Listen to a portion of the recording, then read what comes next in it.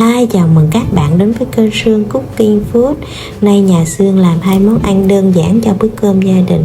Đôi khi mình không có nhiều thời gian, đó là món cà dồn thịt kho với canh cải thìa thịt viên ha. Mời các bạn cùng làm với mình ha. Hành tím, tỏi, đậu hành trắng mình giã nhỏ như thế này ha. Và nguyên liệu thứ hai là 2 quả cà tím khoảng 300g nha các bạn. Đây là 2 quả cà này khoảng 300g mà mình lựa cà. Mình mua loại cà hai da thì nó non á, lựa cái trái nó non thì nó khi mình nấu nó sẽ ngon và nó ngọt hơn ha. Cà thì mình cắt khứa lát độ dày 50mm rồi mình cắt khúc như thế này ha. Các bạn đừng khứa sâu quá, khi mình dồn thịt thì lát cà của mình bị tách rời ra sẽ không được đẹp ha.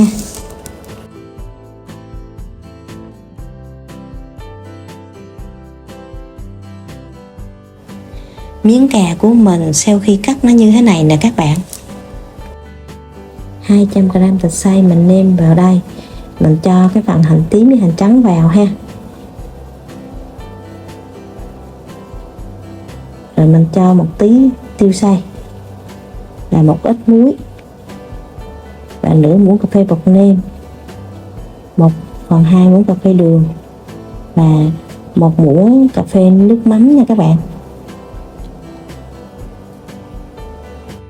Lúc này mình trộn đều để gia vị thấm đều với thịt, để thịt của mình nó được thơm ngon hơn ha. Các bạn trộn thịt xong mình để thịt nghỉ 15 phút, thịt dẻo thơm ngon hơn ha, nhưng mình không có thời gian nên mình dồn luôn nha các bạn. Các bạn tách lát cà ra như thế này rồi mình dồn thịt vào ha. Mình dồn như vậy đến khi hết nha các bạn.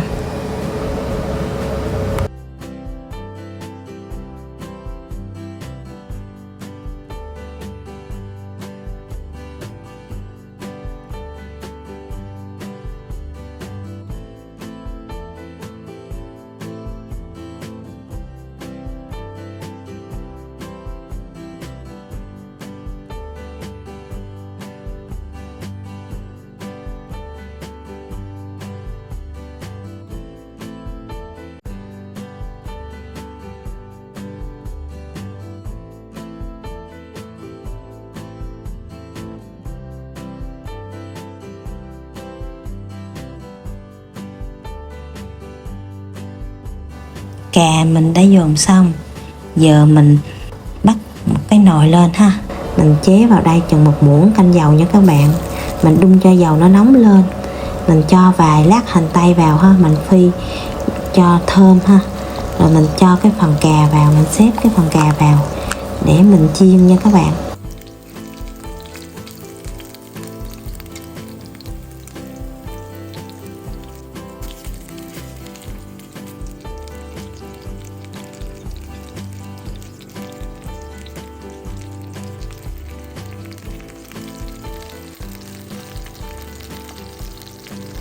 Mình chiên một hồi, mình thấy cà của mình bắt đầu nó đã xém vàng một mặt rồi các bạn. Giờ thì mình trở qua ha. Mình trở mặt bên kia để cho nó cũng vàng luôn ha. Đã xém vàng nó sẽ ngon hơn ha các bạn.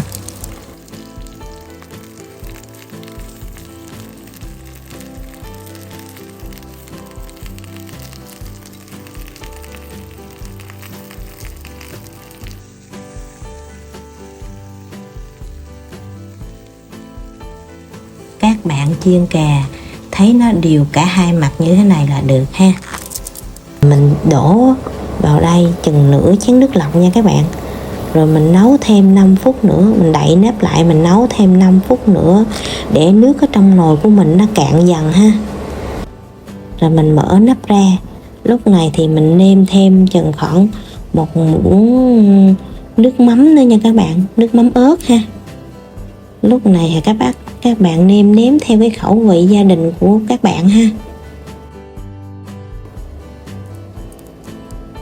Rồi mình để thêm chừng 1-2 phút nữa để cho cái phần cà của mình nó thấm đều với nước mắm cho nó đậm đà và nó ngon hơn ha các bạn. Lúc này cà của mình nó cũng đã khô nước, nó keo lại nè các bạn.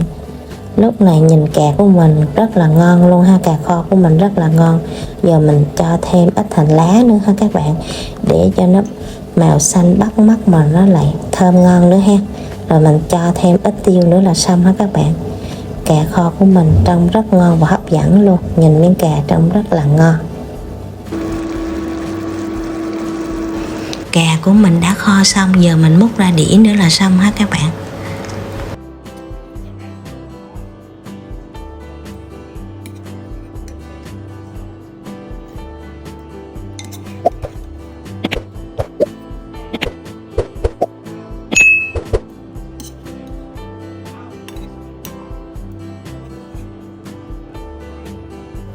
Ba 300g cải thìa nha các bạn. Và mình đã cắt khúc như thế này ha. Và 100g thịt xay mình đã ướp như thịt mình ướp cà ha các bạn. Nồi nóng mình cho một muỗng dầu, mình cho tỏi vào mình phi cho thơm nha các bạn. Mình đổ vào đây 1 lít nước ha. Rồi mình lấy muỗng mình múc chừng viên thịt là mình thả vào ha, nước sôi mình thả thịt vào nha các bạn. Khi mà thịt trong nồi mình đã nổi lên là thịt của mình đã vừa chín ha. Lúc này thì các bạn cho cái phần cải thìa vào luôn ha.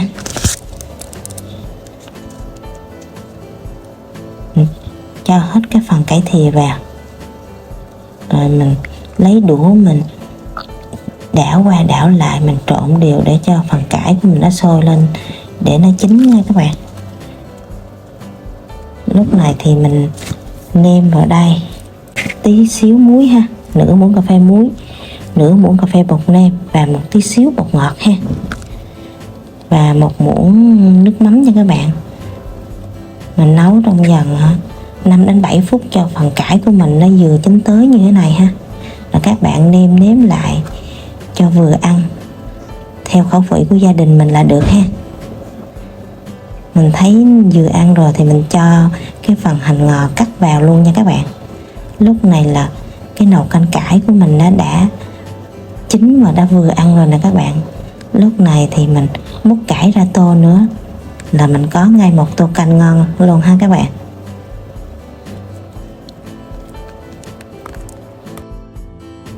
Hai món mình đã hoàn thành xong, canh cải thìa và cà dùng thịt. Các bạn làm thành công.